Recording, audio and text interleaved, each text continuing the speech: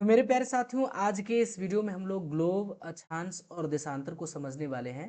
जी हाँ, ग्लोब हम लोग समझेंगे कि ग्लोब क्या होता है। एक हम लोग अक्षांश को भी देखेंगे, अक्षांश क्या होता है, अक्षांश रेखाएं क्या होती हैं। उसके बाद मेरे प्यारे साथियों, हम लोग देशांतर को भी समझने का प्रयास करें कि आखिर देशांतर किसे कहा जाता है। तो अगर आप लोगों को इन सब चीज़ों में समझने में दिक्कत होती है तो प्लीज़ इस वीडियो को शुरू से लेकर अंत तक देखिएगा, 100% साबित होगा। तो चलिए अब हम लोग सबसे पहले ग्लोब को समझ जाते हैं। मेरे प्यारे साथियों, पृथ्वी जितना पृथ्वी पर देश है, जितना भी आपको दिखाई दे रहा है ना, पूरे पृथ्वी को एक ही फिगर में समाहित किया जाता है। इसी को तो बोला जाता है ग्लोब, यानी धरती को पूरे एक ही फिगर में, इसी में मतलब क्या कर दो भैया, समाहित कर दो। इसी चीज को ग्लोब कहा जाता है। देखिए मैं आप लोगों को ना ड्रॉ करके दिखाता हूँ। एक ग्लोब का एक फिगर में आप रख रहा हूँ। इसी को तो ग्लोब कहते हैं। है पूरे पृथ्वी को एक पेज पे आप ना, एक पन्ना पे आप उतार दो तो ग्लोब कहा जाता है। हाँ, एक ग्लोब का फिगर है जो कि आप लोगों को दिखाई दे रहे होंगे। ग्लोब मैंने बना दिया है, टेम्पोररी ग्लोब है। इसमें आप जो देश का नाम, उस देश का नाम मेरे प्यारे साथी को देखने जाएंगे। पूरे देश समाहित है इसमें, पूरे विश्व समाहित है। देश की बात छोड़ दीजिए, विश्व समाहित है तो आप देश की बात क्यों। ठीक है, तो ये आपका ग्लोब है। क्या है? एक ग्लोब है। और ग्लोब अगर आपसे कोई पूछेगा कि क्या होता है, तो पूरे देश में जितने भी है ना, यानी पूरी पृथ्वी को एक ही फिगर में समाहित कर दिया गया है, जिसे ग्लोब कहा जाता है। अब मेरे प्यारे साथियों, अक्षांश क्या होती है? तो सबसे पहले इसके इंग्लिश वाले टर्म पे ध्यान दीजिएगा। अक्षांश का मतलब क्या होता है? तो लेटीट्यूड होता है। इंग्लिश में इसे हम लोग लेटीट्यूड के नाम से जानते हैं, लेटीट्यूड लाइन। और वहीं पे देशांतर रेखा, तो इसे हम लोग लॉन्गिट्यूड लाइन के नाम से जानते हैं। जी हाँ, लॉन्गिट्यूड लाइन के नाम से जानते हैं। अब मैं आप लोगों को ना अक्षांश के बारे में डिस्क्राइब कर रहा हूँ कि पूरे अक्षांश को आपको समझ लेनी है। अक्षांश आखिर होता क्या है, किस तरह से काम करता है। तो मेरे प्यारे साथियों, इंग्लिश वाले टर्म को समझिएगा। लेटीट्यूड लाइन है। क्या है? लेटीट्यूड लाइन है। इसका मतलब जो लेटी लेटी लाइन होगी ना, इसी को हम लेटीट्यूड लाइन कहेंगे। इस तरह से जो लाइन दिखाई देंगी ना, तो हम लोग लेटीट्यूड लाइन कहेंगे। और हिंदी में उसको हम लोग अक्षांश रेखा कहेंगे। तो ये आप लोगों को दिखाई दे रहे होंगे, ये आपके लेटीट्यूड लाइन है, अक्षांश रेखाएं हैं, आपको दिखाई दे रहे हैं। ठीक है, तो इसे हम लोग क्या बोलेंगे? अक्षांश रेखा। यानी लेटी लेटी लाइन को लेटीट्यूड लाइन कहेंगे, या इसको हम लोग अक्षांश रेखा कहेंगे। Is that clear? वहीं पे लॉन्गिट्यूड की बात आती है। लॉन्गिट्यूड को भी अच्छा से समझ लीजिए कि लॉन्गिट्यूड क्या होता है। तो लॉन्गिट्यूड मतलब लॉन्ग लॉन्ग, तो लंबा लंबा अगर लाइन इस तरह से आप दिखाई देना, इसको हम लोग लॉन्गिट्यूड लाइन कहते हैं। अगर आपको लाइन दिखाई देगा ना, तो इसको हम लोग लॉन्गिट्यूड लाइन के नाम से जानते हैं।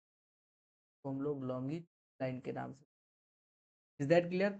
तो ये लॉन्गी है, लॉन्ग लॉन्ग है, इसीलिए इसको हम लोग लॉन्गिट्यूड लाइन कहते हैं।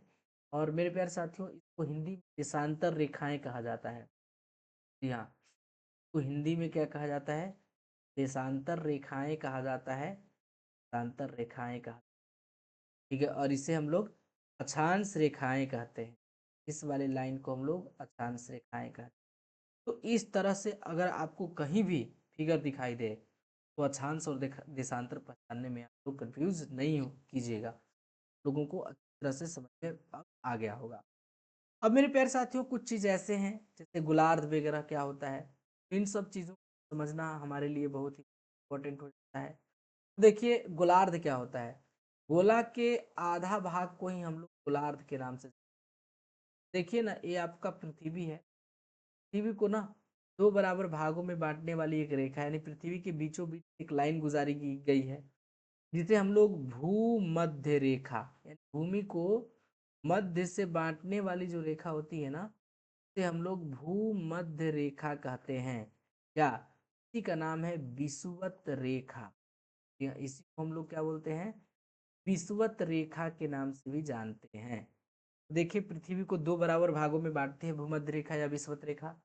अब उसके बाद मेरे प्यारे साथियों, जब दो बराबर भागों में बट गई तो ऊपर हो जाएगा नॉर्थ पोल। तो क्या हो जाएगा, यहाँ एंगल बनेगी ना, तो यहाँ हो जाएगा नॉर्थ पोल हो जाएगा, यानी ये आपका उत्तरी ध्रुव हो जाएगा। और यहाँ आप आइएगा तो ये आपका दक्षिणी ध्रुव हो जाएगा, यानी साउथ पोल हो जाएगा। उसके बाद जो ये भूमध्य रेखा के ऊपर जो आधा आपको भाग दिखाई दे रहा है ना, ये वाला यहाँ से, इसे मेरे प्यारे साथियों हम लोग कहेंगे उत्तरी गोलार्ध। क्या बोलेंगे, उत्तरी गोलार्ध के नाम से जानेंगे, उत्तरी गोलार्ध के नाम से जानेंगे, याद रखें। गोला के आधा भाग को गोलार्ध कहते हैं, तो ऊपर में है तो उत्तरी गोलार्ध, और नीचे जो आपको दिखाई दे रहा है भूमध्य रेखा से, नीचे वाले को हम लोग बोलेंगे दक्षिणी गोलार्ध। क्या बोलेंगे, दक्षिणी गोलार्ध के नाम से याद रखें, गोलार्ध, दक्षिणी गोलार्ध के नाम, गोलार्ध के नाम। तो इतना चीजें क्लियर हो गया होगा। अब उसके बाद मेरे प्यारे साथियों एक चीज और समझ, जैसे कि एक पृथ्वी का स्ट्रक्चर मैं बना रहा हूँ, यहाँ पे ध्यान दीजिएगा, एक पृथ्वी का स्ट्रक्चर है, इसको थोड़ा सा गोल में करता हूँ ताकि सारा का सारा चीज आ जाए। चलिए, आपको गोल दिखाई दे रहा होगा। आप सभी को मैंने क्या बताया कि पृथ्वी के बीचों बीच से एक लाइन गुजरती है, इस तरह से पृथ्वी के बीचों बीच से एक लाइन गुजार दीजिए, जिसको हम लोग क्या बोलेंगे, भैया पृथ्वी के बीच लाइन गुजरती है, इसी को हम लोग बोलते हैं भूमध्य रेखा। क्या बोलते हैं, भूमध्य रेखा, या इसको हम लोग क्या बोलते हैं, भूमध्य रेखा के नाम, या विषुवत रेखा, इस क्या बोलते हैं, विषुवत रेखा बोलते हैं। Is that clear. अब मेरे प्यारे साथियों, आपको पता होना चाहिए कि भूमध्य रेखा से ऊपर भी एक लाइन होती है, दो लाइन होती है। अगर यहाँ से इस तरह से एक लाइन ड्रॉ कीजिएगा ना, तो यहाँ पे 23.5 डिग्री आपको पता होगा कि झुकी हुई है पृथ्वी, तो ऊपर में है 23.5 डिग्री कर्क रेखा। क्या है, कर्क रेखा, इसको बोलते हैं कर्क रेखा, ऊपर में होता है कर्क रेखा। और यहाँ से एक लाइन गुजारी है ऐसे करके, इसको मेरे प्यारे साथियों बोलेंगे 23.5 डिग्री मकर रेखा। जी हाँ, 23.5 डिग्री मकर रेखा है, ये आपका मकर रेखा, तो इसको ध्यान रखिएगा। उसके बाद एक चीज और है, इस तरह से मेरे प्यारे साथियों एक बना हुआ है, तो यहाँ पे 66.5 डिग्री नॉर्थ में आपको जो चीजें बना हुआ है ना, आर्टिक बना है, अंटार्कटिका, क्या है, अंटार्कटिका, याद रखिएगा, अंटार्कटिका यहाँ पे बना हुआ है, अंटार्कटिका का, ठीक है, अंटार्कटिक है, टीका नहीं है, टीका नीचे आएगा, ठीक है, ये आपका अंटार्कटिका है, अंटार्कटिक, तो हम बोलेंगे अंटार्कटिक, अंटार्कटिक, क्या बोलेंगे, अंटार्कटिक। और यहाँ पे नीचे जब उसी तरह से आइएगा ना, तो यहाँ पे 66.5 डिग्री आपको दिखाई देंगे, तो हम लोग बोलेंगे अंटार्कटिका। क्या बोलेंगे, अंटार्कटिका। टीका कहाँ होता है, नीचे होता है, ठीक है। उसके बाद आपको समझ में आना चाहिए कि ये आपका नॉर्थ पोल ऊपर में था, ये आपका नीचे में साउथ पोल है, और आपको पता है कि सूर्य जो है यहाँ पे मेरे प्यारे साथियों भ्रमण करती है, इस तरह से आपको दिखाई देंगे। यहाँ कर्क रेखा और मकर रेखा के बीच, यहाँ कर्क रेखा और मकर रेखा के बीच ही कौन गुजरती है, इसी के कौन रहेगा, के बीच में मेरे प्यारे साथियों आप देखने के लिए, क्या के बीच में आपको देखने के लिए, के बीच में आपको देखने वाले लाइन को मैं ड्रॉ कर देता हूँ अच्छा से। यहाँ सूर्य यहाँ देखने के लिए मिले, पीले वाले भाग जो मैंने बनाया है ना, यहाँ ये सब कर्क और मकर रेखा के बीच में आपको देख, याद रखिएगा, कर्क और मकर रेखा के बीच में ही आपको देखने के लिए मिलेंगे, तो इसको, इस चीज को हमेशा याद रखिएगा। देखिए, सूर्य की स्थिति क्या होगी, मैं आप लोगों को बता देता हूँ कि सूर्य की स्थिति क्या होगी। ये आपका 23.5 डिग्री ऊपर में कर्क रेखा है, और यहाँ में नीचे में आपको दिखाई दिया कि यहाँ पे मकर रेखा है 23.5 डिग्री। अब सूर्य की स्थिति रहेगी कर्क और मकर के बीच, बस इसी के बीच में आपका इर्द गिर्द चलना है, ऐसे करके चलना है, ऐसे कर्क और मकर रेखा के बीच, कर्क और मकर रेखा के बीच है ऐसे, ज्यादा ये न तो आपका कर्क रेखा से बाहर भी नहीं जा सकता है, ज्यादा अंदर आ सकता है, कर्क रेखा के नीचे, इसी के बीच में, सॉरी, मेरे प्यारे साथियों, एक बात मैं आप लोगों को और बताना चाहूंगा कि जो ये भूमध्य रेखा देख रहे हैं ना, यहाँ पूरा का पूरा गर्म इलाका, यहाँ क्या है, पूरा का पूरा गर्म इलाका है। ठीक है, और यहाँ गर्म है, इसके साथ आपको समझना चाहिए कि और ऊपर जाइएगा तो ठंडा मिलेगा, ऊपर सबसे ऊपर अगर चले जाते हैं तो और ठंडा मिलेगा, बर्फ मिलेगा। तो यहाँ पे ये पूरा का पूरा इलाका गर्मी वाला है। पीला का जितना हमने भाग बनाया है सब गर्म वाले हैं। ठीक है, पीला जितना भी भाग दिखाई दे रहा है गर्म वाला है। लेकिन ए वाला जो इलाका देख रहे हैं ना, ए वाला में गर्मी भी है और हल्का ऊपर से ठंडा है, तो नीचे यहाँ भी ठंडा दिखाई देगा।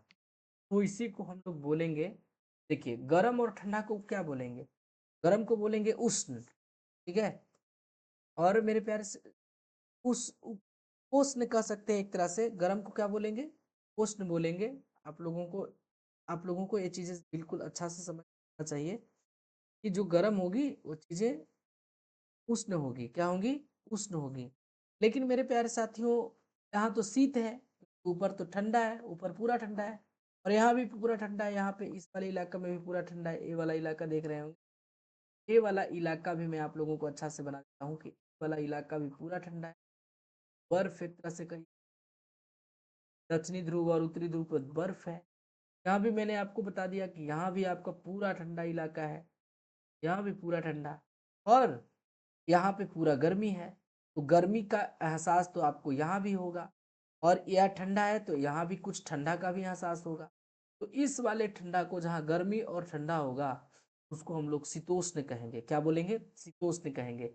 लेकिन बात ऐसा है मेरे प्यारे साथियों कि अगर ऊपर में नॉर्थ में है तो उसको हम लोग बोलेंगे उत्तरी शीतोष्ण, यानी उत्तरी शीतोष्ण कटिबंध। क्या बोलेंगे, उत्तरी शीतोष्ण कटिबंध बोलेंगे हम लोग।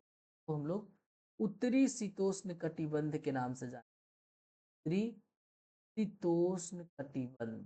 शीत उष्ण मतलब शीत और उष्ण, गर्मी दोनों है। और कटिबंध क्या है, दो अक्षांश रेखाओं के बीच की दूरी को हम लोग कटिबंध कहते हैं। अच्छा, यही चीज नीचे भी हो रहा है। तो भैया यहाँ ठंडा है, यहाँ गर्मी है, तो ठंडा और गर्मी दोनों का एहसास होगा, तो इसको बोलेंगे हम दक्षिणी शीतोष्ण कटिबंध। क्या बोलेंगे, दक्षिणी शीतोष्ण कटिबंध के नाम से जाने, शीतोष्ण कटिबंध, दक्षिणी शीतोष्ण कटिबंध के नाम से जानेंगे। उसके बाद देखिए ऊपर आइएगा तो ऊपर में शीत है, पूरा शीत है, मतलब बर्फ है, तो उसको बोलेंगे उत्तरी शीतोष्ण कटिबंध। इस वाले भाग को बोलेंगे, ऊपर वाले भाग को उत्तरी शीतोष्ण कटिबंध। उत्तरी शीत शीत कटिबंध बोलेंगे, शीतोष्ण नहीं, शीत कटिबंध, उत्तरी शीत कटि। नीचे वाले को बोलेंगे दक्षिणी शीत कटिबंध, दक्षिणी शीत कटिबंध बोलेंगे मेरे प्यारे साथ, दक्षिणी शीत कटिबंध बोलेंगे। और सूर्य जो है ना, यहाँ से मतलब कर्क रेखा से मकर रेखा के बीच में गमन करती है। और देख लीजिए सूर्य यहाँ होगा कर्क रेखा पे, तो 21 जून का वक्त हो रहा होगा। क्या, 21 जून का वक्त हो रहा होगा। अब 3-3 महीना का गैप में देखिए, इसलिए कहा जाता है कि ध्रुव पे 6 महीने का दिन 6 महीने का रात होता है। तो यहाँ से आपको पता चल जाएगा। देखिए अगर सूर्य मान लेते हैं 21 जून को यहाँ पे है कर्क रेखा पे, तो मेरे प्यारे साथियों ऊपर का इलाका जितना होगा एकदम बिल्कुल एकदम इंजोर होगा। और देखिए सूर्य यहाँ नीचे से चली गई ऊपर, कारण नीचे वाला इलाका पूरा का पूरा अंधेरा रहेगा। तो 21 जून को कर्क रेखा पर सूर्य रहती है। और उसके बाद मेरे प्यारे साथियों को पता होना चाहिए कि 23 सितंबर को ये आपके यहाँ बीचे आते हैं भूमध्य रेखा पर। तो कितना समय लगा, जून जुलाई अगस्त सितंबर, 1 2 3 4 महीना लगा। फिर सितंबर से यहाँ पे ना 22 दिसंबर को यहाँ आ जाएगी मकर रेखा पर, 22 दिसंबर को। तो कितना लगा, सितंबर अक्टूबर नवंबर दिसंबर, 4-4 महीने का अंतर हो जा रहा है। कितना, 4-4 महीना का। ठीक है, अब देखिए तो 4 महीने का अंतर हो गया। अब बताइए फिर ऊपर जा रही है, तो फिर भैया यहाँ 21 मार्च को पहुंचेगी भूमध्य रेखा पर, 21 मार्च को। तो कितना ट्रेवल की है, दिसंबर जनवरी फरवरी मार्च, 4 महीना फिर दखल दी है। तो इस तरह से ये आपके होते हैं, तो इसको याद रखिएगा। इतना सारा जो पॉइंट है, इस सारे के सारे पॉइंट को आप लोगों को कवर कर लेना है। आई होप आप लोगों को अक्षांश देशांतर ग्लोब उसके बाद आपको उत्तरी गोलार्ध क्या होता है, दक्षिणी गोलार्ध क्या होता है, नॉर्थ पोल क्या होता है, साउथ पोल क्या होता है, सारे के सारे चीजें पता चल गया होगा। साढ़े 66 डिग्री को क्या कहते हैं, दक्षिणी ध्रुव को 66.5 डिग्री, उत्तरी ध्रुव को क्या कहते हैं, कर्क रेखा 23.5 डिग्री ऊपर होता है कि नीचे, इस चीजें समझ में आ गई होंगी। सूर्य कहाँ से कहाँ तक गमन करता है, तो कर्क रेखा से मकर रेखा तक गमन करता है। तो ये सारी चीजें आप लोगों को समझ में आ गई होंगी। आई होप आप लोग अगर समझ गए हैं तो प्लीज़ हमें कमेंट्स करके जवाब दे दीजिएगा। तो आज के लिए बस इतना ही, मिलते हैं हम लोग नेक्स्ट वीडियो में, तब तक के लिए टेक केयर।